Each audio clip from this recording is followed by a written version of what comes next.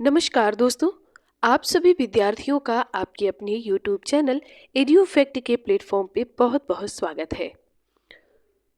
दोस्तों, आरओ की परीक्षा को ध्यान में रखते हुए जो सामान्य अध्ययन से संबंधित बहुविकल्पीय प्रश्नों की श्रृंखला चल रही थी, उसी श्रृंखला को आगे बढ़ाते हुए आज की क्लास में हम कुछ अन्य महत्वपूर्ण प्रश्नों को सॉल्व करेंगे। तो आइए देखते हैं कि आज की क्लास में कौन कौन से महत्वपूर्ण प्रश्नों को शामिल किया गया है। दोस्तों, अगर हम पहले प्रश्न की बात करें तो पहले प्रश्न में कहा गया है कि स्वचालित इंजन हेतु इनमें से कौन सा एक हिम निरोधी के तौर पर प्रयुक्त किया जाता है। तो इथे इथाइलिन ग्लाइकोल कहते हैं। ठीक है, इसका प्रयोग रेडिएटर में किया जाता है और यह ठंडे देशों में हिमांक कम कर देता है, इसलिए इसे प्रयोग किया जाता है। अगला प्रश्न है, इनमें से कौन सी एक हास्य गैस है। तो ये नाइट्रस ऑक्साइड है। ये एक रंगहीन एवं गंधहीन है। इसकी खोज जोसेफ प्रीस्टेल ने 1792 में की थी। इसका शल्य चिकित्सा आदि में प्रयोग किया जाता है। ठीक है, जो शल्य चिकित्सा में जो ऑपरेशन करने के लिए वो जगह शून्य करी जाती है, शून्य शून्य करने का इंजेक्शन लगा दिया, तो वो उसमें ये नाइट्रस ऑक्साइड ही यूज की जाती है। अगला प्रश्न है, बुलेट प्रूफ पदार्थ बनाने के लिए इनमें से कौन सा बहुलक प्रयुक्त होता है। तो उसके लिए पॉलीकार्बोनेट का प्रयोग किया जाता है। अगला प्रश्न है, इन पादपों में से किसका संग्रह अंग तना नहीं है। तो जो शकरकंद है ये तना नहीं है, ये कंद है यानी जड़ है। गन्ना तना होता है, अदरक तना होता है, आलू तना होता है, लेकिन जैसे शकरकंद है, गाजर है, मूली है, ये तना नहीं होते हैं बल्कि ये जड़ का रूपांतरण होते हैं, याद रखिएगा। अगला प्रश्न है, ल्यूकेमिया इनमें से किस एक को प्रभावित करता है। तो ये अस्थि मज्जा को प्रभावित करता है, याद रखिएगा। अगला प्रश्न है, इनमें से किसका वास्तविक नाम राइबोफ्लेविन है। तो राइबोफ्लेविन किसका नाम है। तो ये विटामिन B2 को राइबोफ्लेविन कहा जाता है। विटामिन B1 का रासायनिक नाम थायमीन होता है। B6 का रासायनिक नाम जो है वो पायरिडॉक्सिन होता है और विटामिन C को एस्कॉर्बिक एसिड कहते हैं। ये तीनों चीजें आप याद रखिएगा। इनमें से कौन सा एक कीट नहीं है। तो जो मकड़ी है वो कीट नहीं होती है। क्यों नहीं होती है? क्योंकि मकड़ी जो होती है वो आर्थ्रोपोडा संघ की होती है और इसके 8 पैर होते हैं, जबकि जो कीट होते हैं उनके 6 पैर होते हैं। ये बात याद रखिएगा।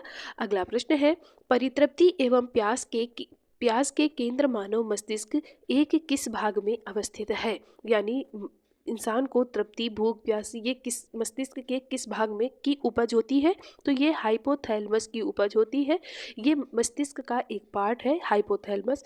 इसी में परितृप्ति यानी किसी चीज़ की तृप्ति, यानी अब हमें भूख नहीं है, अब हमने पानी पी लिया, प्यास खत्म हो गई। दर्द हो रहा है, अब हमने पेन किलर ले लिया, अब दर्द खत्म हो गया। इन चीज़ों का जो आभास होता है वो मस्तिष्क के हाइपोथैलेमस वाले भाग में होता है। हाइपोथैलेमस अंतःस्रावी ग्रंथियां से स्रावित हार्मोन्स का नियंत्रण करता है। अग्र मस्तिष्क सेरेब्रम व डाइनसिफेलॉन में बटा है। सेरेब्रम चेतना, शक्ति, बुद्धिमत्ता तथा स्मरण शक्ति का केंद्र होता है। अब इससे याद रखिएगा कि स्मरण शक्ति, चेतना, बुद्धि ये सब चीज़ें सेरेब्रम में होती हैं, यानी सेरेब्रम में होती हैं। जिसको चेतना, बुद्धि, स्मरण रहेगी उसे कोई भ्रम नहीं होगा। तो भ्रम से आप भ्रम याद कर लीजिए, भ्रम से आपको सेरेब्रम याद हो जाएगा। इस तरह आप याद रखिएगा कि सभी चीज़ें सही है, यानी चेतना भी सही है, बुद्धि भी सही है, स्मरण शक्ति भी सही है। इसका मतलब आपको कोई भ्रम नहीं होगा। भ्रम नहीं होगा यानी आपका सेरेब्रम सही है। भ्रम से भ्रम याद कर लीजिए, आपको याद हो जाएगा। अगला प्रश्न है, इनमें से कौन एक प्राइमेट आधुनिक मानव का निकटतम संबंधी है। तो ये जो गोरिल्ला होता है इसे मानव का आधुनिक निकटतम माना जाता है। गोरिल्ला और चिंपांजी जो है वो आधुनिक मानव के निकटतम संबंधी माने जाते हैं। माना जाता है कि जो गोरिल्ला और चिंपांजी है इस यहीं से एक शाखा परिवर्तित हो गई, यानी 2 शाखाएं हो गई। एक शाखा मनुष्य की तरफ और एक शाखा जो है वो आज भी अभी गोरिल्ला और चिंपांजी के रूप में देखी जाती है। अगला प्रश्न है, आरज कारक का नाम संबंधित है एक प्रकार के बंदर से। ठीक है, 1940 में कार्ल लैंड स्टीनर और E.S. वीनर ने रुधिर में एक अन्य प्रकार के एंटीजन का पता लगाया। इन्होंने रीसस बंदर में इस तत्व का पता लगाया, इसलिए इसे आरएच फैक्टर कहते हैं। ठीक है, तो सबसे पहले जो आरएच फैक्टर का पता लगाया गया था वो बंदर में ही लगाया गया था। कब? 1940 में। अगला प्रश्न है, गेहूं में रोटी बनाने के गुणों को प्रभावित करने वाला एक कारक है, क्या है? तो वो ग्लूटीन है। अगला प्रश्न है, पेंगिंग एक लाभकारी प्रक्रिया है। पेंगिंग एक लाभकारी प्रक्रिया है मूंगफली में। मूंगफली की खेती में सिंचाई पेंगिंग तथा फली बनते समय किया जाता है। अगला प्रश्न है, इनमें से कौन एक नवीनतम पदार्थ है जो कंप्यूटर चिप्स के उत्पादन में प्रयुक्त होता है? तो जो कंप्यूटर की चिप बनाई जाती है वो सिलिकॉन से बनाई जाती है, याद रखिएगा। अगला प्रश्न है, भारतीय दलहन शोध संस्थान कहाँ पर स्थित है? तो ये कानपुर में अवस्थित है, याद रखिएगा। राष्ट्रीय कृषि अनुसंधान प्रबंधन अकादमी कहाँ पर है? तो ये हैदराबाद में है। हैदराबाद में राष्ट्रीय कृषि अनुसंधान प्रबंधन अकादमी अवस्थित है। इसकी स्थापना वर्ष 1976 में भारतीय कृषि अनुसंधान परिषद द्वारा की गई थी।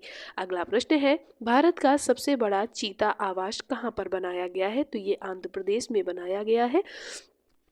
आंध्र प्रदेश तेलंगाना का नागार्जुन सागर श्रीशैल टाइगर रिजर्व जो है वो भारत का सबसे बड़ा चीता आवास है, ये भी आप याद रखिएगा। भारत में जैव भौगोलिक मंडलों की कुल संख्या कितनी है? तो ये इनकी कुल संख्या 10 है। कौन कौन से हैं? ट्रांस हिमालय क्षेत्र, हिमालय पर्वतमाला, भारतीय मरुस्थलीय क्षेत्र, गंगा का मैदान, अर्ध शुष्क क्षेत्र, ढक्कन का मैदान, ढक्कन नहीं है ये दक्कन का मैदान है, ढक्कन का पत्थर, उत्तर पूर्वी क्षेत्र, पश्चिमी घाट, अंडमान और निकोबार द्वीप समूह और तटीय क्षेत्र। इन 10 भौगोलिक मंडलों में बांटा गया है। अगला प्रश्न है, भारतीय संसद द्वारा जैव विविधता अधिनियम पारित किया गया, कब किया गया? तो ये दिसंबर 2002 में किया गया। भारतीय संसद द्वारा जैव विविधता अधिनियम 2002 में पारित किया गया। इसका उद्देश्य जैविक विविधता की रक्षा की व्यवस्था की जाए और उसके विविध अंशों का टिकाऊ प्रयोग किया जाए, इसलिए इसकी स्थापना दिसंबर 2002 में की गई थी। अगला प्रश्न है, कर्मा लोक नृत्य कहाँ का है? तो ये सोनभद्र का है, याद रखिएगा।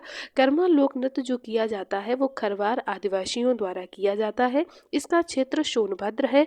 राई क्षेत्र बुंदेलखंड का है। ये बुंदेलखंड की महिलाओं द्वारा किया जाता है और यहाँ की महिलाएं जो हैं वो इस नृत्य को विशेषता श्री कृष्ण जी की जन्माष्टमी के अवसर पर करती हैं, याद रखिएगा।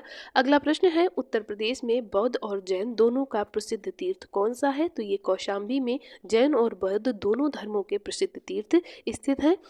इनमें से कहाँ माघ मेला लगता है? तो इलाहाबाद में माघ मेला का आयोजन किया जाता है। अगला प्रश्न है, उत्तर प्रदेश में प्रथम बायोटिक पार्क स्थापित किया गया, कहाँ पर किया गया? तो ये लखनऊ में किया गया। यह उत्तर भारत का एकमात्र कार्यात्मक जैव प्रौद्योगिकी पार्क है जो जैव प्राकृतिक फसलों की खेती, जैव प्रौद्योगिकी उद्योगों को बढ़ावा देने के लिए कौशल को समृद्ध कर रहा है। अगला प्रश्न है, इनमें से किसने कालिदास के प्रसिद्ध रचना शाकुंतला जो रचना है कालिदास की शकुंतला का पहली बार अंग्रेजी में अनुवाद किया था? तो ये सर विलियम जोन्स ने किया था। चार्ल्स विल्किंस जो हैं इन्होंने गीता का अनुवाद किया था। अगला प्रश्न है, टिड्डियां भारत में कहाँ से प्रवेश करती हैं? तो ये पाकिस्तान से करती हैं। भारत में जो टिड्डियों का प्रवेश होता है वो पाकिस्तान से होता है और इनका उद्भव मुख्य रूप से लाल सागर के तटीय भागों से होता है तथा दिसंबर माह के आसपास फारस की खाड़ी से पाकिस्तान होते हुए ये भारत पहुंचती हैं।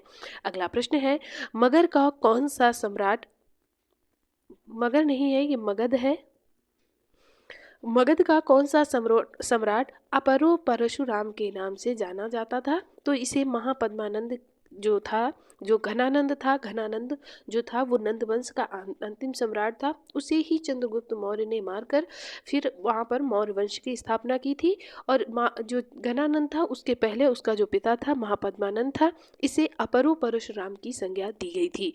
पुराणों के अनुसार, यहाँ पर पुराणों के अनुसार नंदवंश का संस्थापक महापद्मानंद एक शूद्र शासक था। इसे गलत लिखा है, इसे सर्व छत्रांतक कहा जाता था। माना जाता था इसने बहुत सारे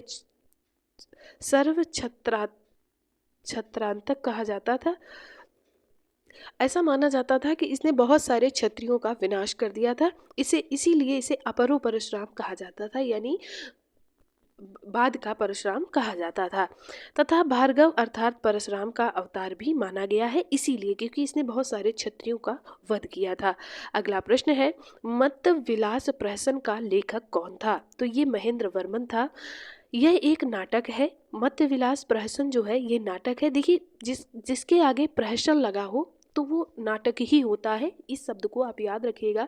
प्रहसन का वर्णन, प्रहसन की बात जहाँ पर की जाएगी तो वो नाटक ही होगा, जिसमें कापालिक, पशुपति और बौद्ध संप्रदायों का व्यंग किया गया है। अगला प्रश्न है, भूमि स्पर्श मुद्रा की सारनाथ बुद्ध प्रतिमा संबंधित है कि कहाँ, कब से संबंधित है? तो ये गुप्त काल से संबंधित है। यह बौद्ध धर्म में सबसे महत्वपूर्ण मुद्राओं में से एक है, जो भगवान बुद्ध के ज्ञान प्राप्ति का प्रतीक माना जाता है। अगला प्रश्न है, सांस्कृतिक मंत्रालय के अनुसार कितने शास्त्रीय नृत्य हैं? तो 9 शास्त्रीय नृत्य माने गए हैं। साहित्य नाटक अकादमी के अनुसार कुल 6 शास्त्रीय नृत्य हैं। कौन कौन से? भरतनाट्यम, कुचिपुड़ी, कथकली, मोहिनीअट्टम, ओडिसी, मणिपुरी, कथक और सत्रिया। ये 6 जो नाटक हैं, नृत्य हैं, वो शास्त्रीय नृत्य हैं। वहीं पर सांस्कृतिक मंत्रालय ने 6 नृत्य को नवा नृत्य शास्त्रीय नृत्य माना है। ये आप जरूर व्याख्या इसकी याद रखिएगा। अगला प्रश्न कहता है कि प्राकृतिक गैस के भंडारण में इनमें से कौन सा राज्य प्रथम स्थान पर है? तो ये आसाम राज्य है। ये प्राकृतिक गैस के भंडारण में प्रथम स्थान पर है। उत्पादन एवं भंडारण दोनों के आधार पर आसाम राज्य प्राकृतिक गैस में प्रथम स्थान पर है, याद रखिएगा। अगला प्रश्न कहता है, लौह अयस्क से भरपूर दामोदा श्रेणी किस राज्य में स्थित है? तो ये पश्चिम बंगाल राज्य में स्थित है। लौह अयस्क के लिए कर्नाटक की संदूर पहाड़ी, झारखंड की नोवा मुंडी और छत्तीसगढ़ की बेलाडीला खान प्रमुख है। अगला प्रश्न है, दोस्तों आज की श्रृंखला में इतने ही प्रश्नों को शामिल किया गया है। अब कल की श्रृंखला में आज आपको कुछ और महत्वपूर्ण प्रश्न दिए जाएंगे। आज आप इनको ही पढ़िए, रिवाइज करिए और हमें कमेंट करके बताइए कि ये श्रृंखला आपके लिए कितनी महत्वपूर्ण है। दोस्तों आज का वीडियो अगर आपको पसंद आया है तो इसे लाइक करें, दोस्तों के साथ शेयर करें और ऐसे ही वीडियो आपको टाइम टू टाइम मिलते रहे उसके लिए चैनल को सब्सक्राइब जरूर कर लें। आप सभी विद्यार्थियों का एक बार दिल से बहुत बहुत धन्यवाद।